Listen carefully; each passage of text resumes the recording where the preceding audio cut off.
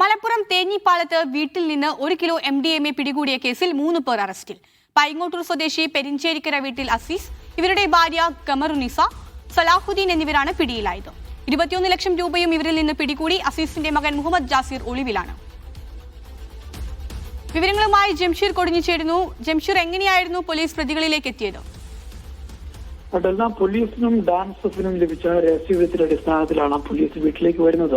ഇന്ന് ഉച്ചയോടുകൂടിയാണ് പോലീസ് ഇവിടെ എത്തുന്നത്. തുടർന്ന് നടത്തിയ പരിശോധനയിലാണ് ഈ വീട്ടിൽ നിന്ന് 1 കിലോയോളം MDMAയും അതോടൊപ്പം തന്നെ പണവും പിടികൂടിയിട്ടുള്ളത്.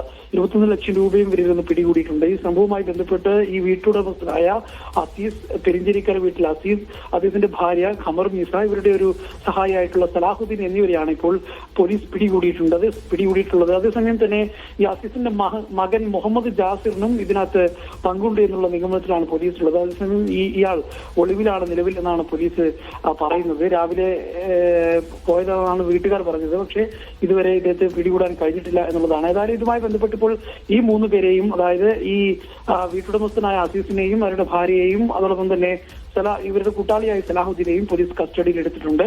ഇവരുടെ മകൻ മുഹമ്മദ് ജാസിറിനായി അന്വേഷണം ഊർജിതമാക്കിയിട്ടുമുണ്ട്. മലപ്പുറത്ത് വൻ MDMA വേട്ട വിവരങ്ങളാണ് ജംഷീർ കൊടിഞ്ഞി നൽകിയത്.